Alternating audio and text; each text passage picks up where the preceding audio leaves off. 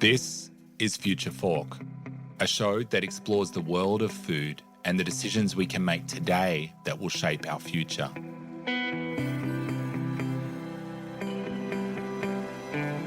On the show, you'll hear from innovators in the food space. We'll have disruptive conversations with people from around the globe who are taking the lead on topics like food sustainability, ending world hunger, food security, and so much more. I'm your host, Paul Newnham.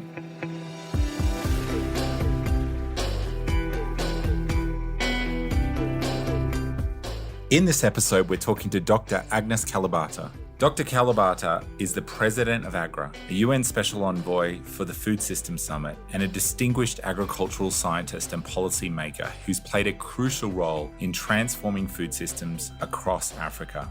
In today's conversation, we'll explore Dr. Kalibata's incredible journey and her vision for food system transformation in Africa and beyond. You'll hear Dr. Kalibata explain how her experience as a farmer's daughter shaped her passion for agriculture. She'll share insights on the critical outcomes she's seen from African's Food Systems Forum, and you'll discover the exciting innovations she believes could accelerate change in food systems across the continent. Let's get into it. Agnes, welcome to the show. Great to have you with us. Thank you. I look forward to the conversation. We're here in Kigali, Rwanda, and it's so great. I'm going to get you to talk a little bit about what event is happening this week in a minute. But I want to start off with just getting to know you a little bit more. You've had an incredible journey. You're the President of AGRA. You've been the Special Envoy of the UN Food Systems Summit, the Minister of Agriculture for Rwanda, a mother, farmer's daughter. What am I missing? Is there anything you haven't done? I haven't gone to the moon. I'm joking. Not yet. Not yet. But what I haven't done that I've been working towards, but I haven't done, is see Africa attain that pride that comes with having the food security you're looking for. To have the African smallholder farmer empowered and not being referred to as one of the poor people in the world just because they farm. That's a big goal that you've been working towards. And I'll continue working towards until it happens. It's not done until it's done. So if you think back, was this always the plan for what you were going to work on?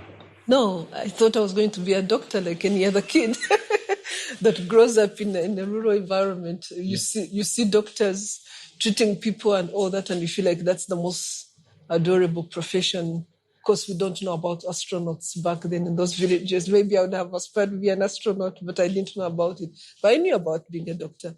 Now, my aspiration to deal with the challenges of poverty using farming comes from the fact that I grew up on a farm and I saw what is possible, that actually farmers can farm and use part of their farm output to improve their lives. But I saw that a lot more when I started working in Rwanda as minister, and just the thrill of seeing an empowered farmer being able to get their own lives together from poverty, from food security challenges.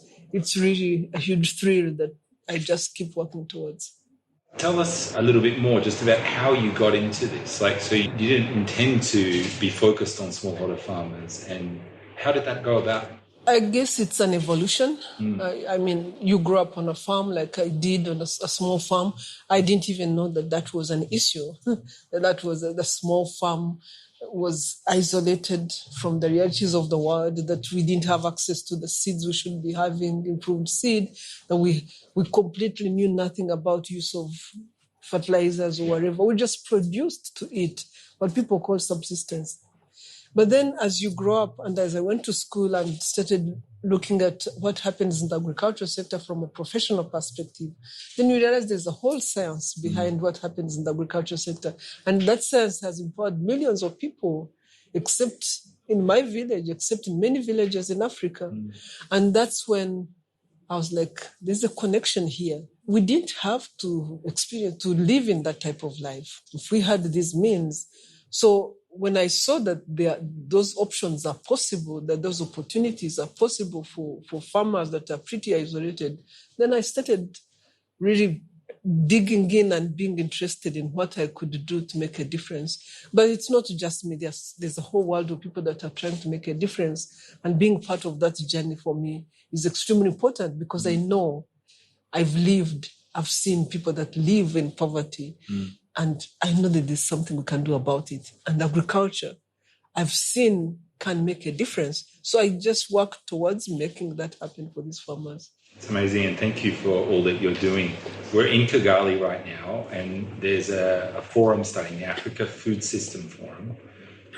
For anyone who doesn't know what this African Food System Forum is and why it's so important, can you tell us what is it? So in 2010, as part of the whole idea of really trying to strengthen how Africa feeds itself, one of the things that the founders of AGRA, the institution, thought that was missing was a convening place, a place where we could come together with ideas, a place where everybody gets a platform that really provides that space for policymakers, businesses, researchers, farmers, young people, all sorts of people that are trying to find a breakthrough in this sector. Where do they meet and be able to have conversations around what the difference that we want to see in this sector? So that convening space was created. We started out calling it the Africa Green Revolution Forum. That was in 2010, when then even AGRA itself was the Alliance for Green Revolution in Africa. The whole idea of aspiring for where people who are feeding themselves, that we see those people that are doing the green revolution type of thing. Now, fast forward, this convening remains one of the biggest convenings, in fact, has grown. And I was remembering that in 2015, when I attended this convening in Zambia, that was the first convening I attended as AGRA president in 2015. We were 500 people, and people were congratulating me everywhere. They were like, this is the best forum offer. And I'm like, okay, that's great. Today, we're actually 5,000 or so people. This forum expects about 5,000 people, and we are trying to keep it just at that.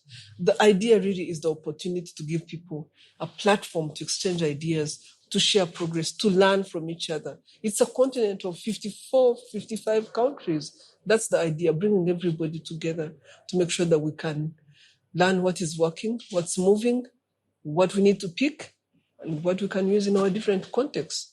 So at the end of the week, what's one of the main outcomes that you're hoping to see? So this particular week, this particular forum focuses on accelerating innovations.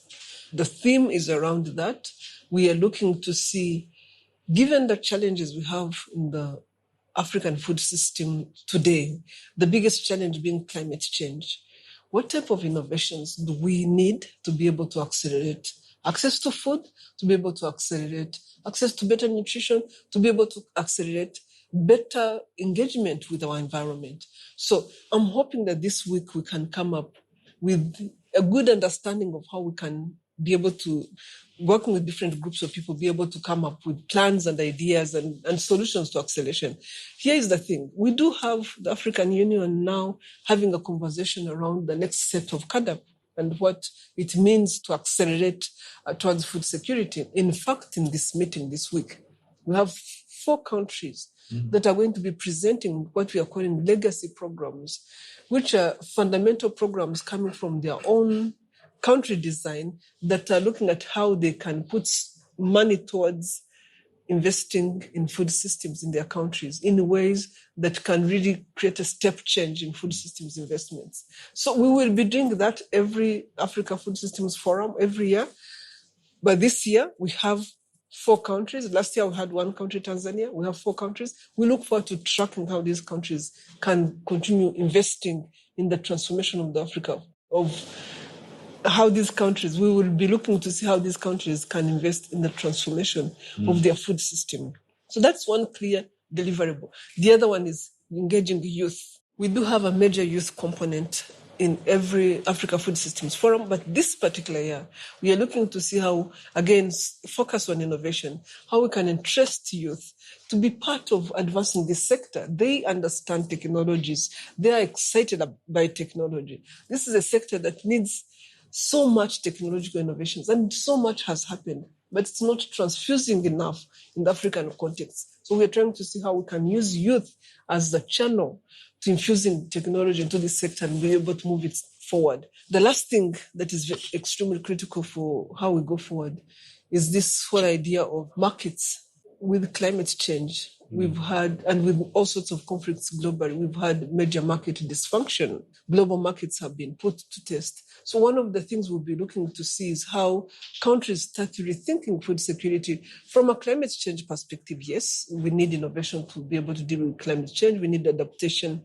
solutions, but we also need to understand how trade can work as part of solving food security challenges. So markets and trade are very critical. And hopefully, by the end of this week, we'll have critical and concrete solutions to each of these challenges that people can go and implement out there. Having been to a number of these forums over the years, I think for me it's about how all of that comes together, and it's the relationships and the connections and the ideas. And so it's really great to see how that kind of coalesces and is building and growing. And so congratulations to you and the team for continuing to steward this space, for making these connections around these issues. And judging by your accent, Australian. Yes. Can I say that we actually have a group from New Zealand in this conference? I was surprised too to hear that we have a group that is coming from New Zealand as New Zealand. Oh, wow. To participate in this conference. We are really excited. So this is really, truly global in its form. And a lot of people, again, are coming here to see what Africa is doing, but also to, as a community, to learn together around how transforming food system might start looking like. And you mentioned CADUP and the post-Malabo process that's happening. How do you feel that's tracking at the moment? I think it's on track. I think we see a lot of commitment from the African Union to make sure that it's really secured in good time for next year's Heads of State meeting, which is very good. We've, as AGRA and many other institutions, we participated and helped contribute to, forming up and really being able to be delivered in good time. The biggest critical issue here, again, that we continue to focus our eyes on is how we can deal with the challenge of climate change and whatever is associated with climate change, how we can deal with the challenge of investing in the agricultural sector. Public institutions need to invest in public sector. Governments need to invest in the agricultural sector and the food systems. We need to pay attention to food systems as opposed to agriculture so that we can deal with the environmental challenges that come with food security. When we are trying to address food security just for the sake of food security, a number of things that are new, that are going to be new in this CADUP that were not there last year. I mean, there are a number of things that are new taking this CADUP forward. The whole perspective of food systems transformation, the whole perspective of dealing with climate change, the whole perspective of dealing with challenges that have happened as a result of these global shocks that we have gone through. So this CADUP is going to be challenged, but it's also going to challenge us to think outside the box, to come up with solutions that are more pertinent to the challenges we are seeing today. The ecosystem has evolved a lot, and the biggest focus now must be on a food system transformation that recognizes three things: nutritional security for people, because that's extremely important; food security, we keep losing numbers to food insecurity, and environmental stewardship. Those are three things that food, as we know it, must always address together. So as one of the world's global leading food system champions, driving this agenda, you led the UN Food System Summit. You've just talked to me about the focus on innovation. What's an innovation that's exciting you at the moment? Two things that I find extremely exciting when it comes to food systems and food system innovations. I think Africa produces a lot of food, except we have not innovated around that food to make it shelf-stable and shelf-ready and appealing as a tradable food on the market. We have lots of yam out there. We have lots of food out there. We have lots of whatever. But we still consume it as we knew it back then. As a result, the market for Africa foodstuff continues to be restricted to raw commodities. My hope is that this whole idea of innovation can actually help us innovate around Africa's food systems so that we have new products of African foods that do provide, and this is my sole interest, do provide a good market for farmers who grow this food. So that is number one. I think it's going to be very exciting to innovate, to have new products coming out of African food systems. The second one is around policies, and the policy environment and policy ecosystem. It will be interesting to see how governments compete or come to the table or challenge themselves to come up with new ideas of being creative and being innovative around food systems, recognizing that this is an opportunity. The people that will invest in plant-based proteins, that people will invest in meat that is different, that people will invest in production systems that are different, are actually not only investing in interesting production systems, but are investing in cutting-edge technology that will make them cutting-edge economies. Look at Singapore. It's becoming a cutting-edge economy around food systems because of great policies it's putting in place that allow people to think through what we can do, to think through innovations in food systems. So I think that's the future. And the UN Food Systems Summit obviously was a number of years ago now. It's had its 2-year review, the 4-year review is coming. What are you most excited about still seeing unfold in the legacy from the UN Food Systems Summit? What I was surprised by going into the UN Food Systems +2, the Stocktake moment that we had in Rome with the hub, was just how many people were still engaged. When we went into the Food Systems Summit, we were saying, my plan was we reach 5 billion people. We actually reached 3.5 billion people, wow. Right? We reached 3.5 billion people. So it was like, that is rich, that's good, but how much of that momentum can be sustained? At the summit, the Food System +2, it was clear everybody was engaged. Past that, going to COP28, it was even clear so many more people were engaged because at COP28, we had 159 countries signing up to the Food System Declaration that really does go a step further beyond what we did in the Food System Summit, where we had pathways that were just a presidential declaration. Now, this was going beyond and saying, this is what we'll do as countries to be able to come through on food system transformation. So that's huge. But even now, everywhere you look in private sector, everywhere you look, different communities, everybody's trying to think through what type of solution they need to be putting in place. Governments have started designing strategies for food systems transformation.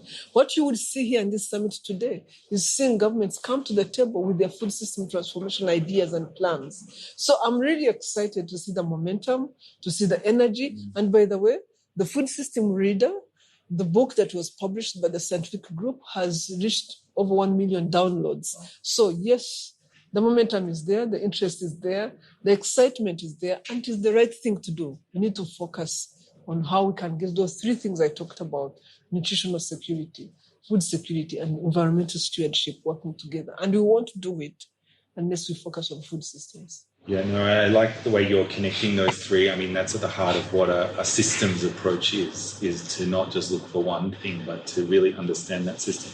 I've got 2 more questions for you before we wrap. You've had this amazing journey, and I'd love to hear, what are you most proud of? It's a hard question. Wow, it's difficult to say what I'm most proud of. But there are different places, different things.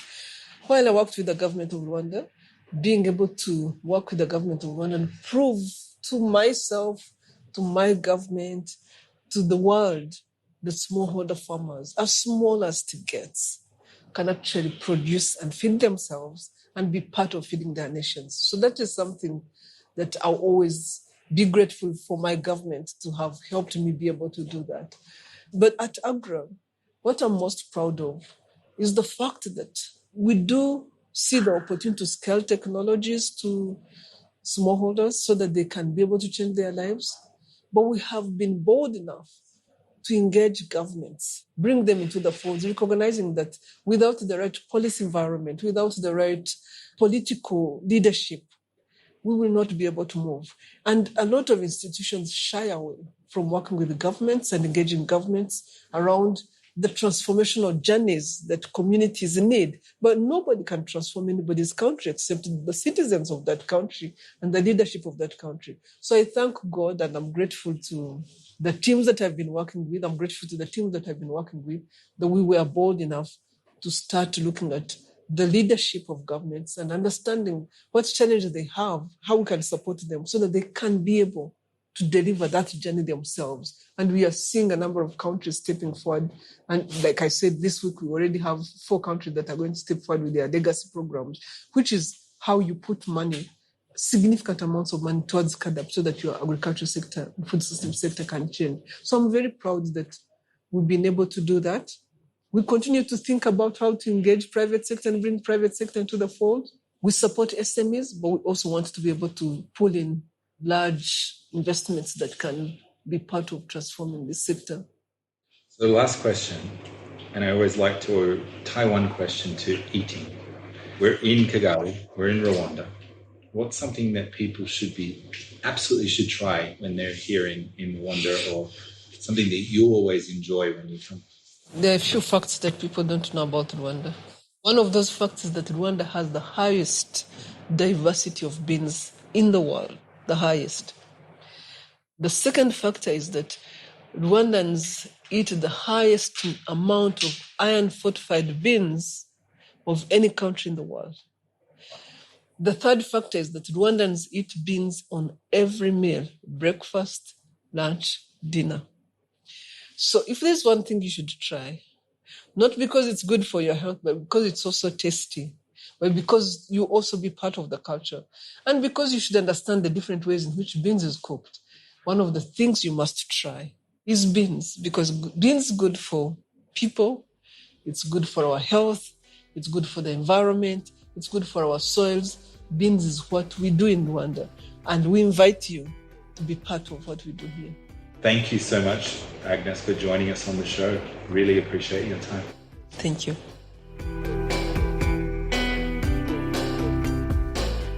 You've been listening to Future Fork, a show that explores the world of food and the decisions we can make today that will shape our future.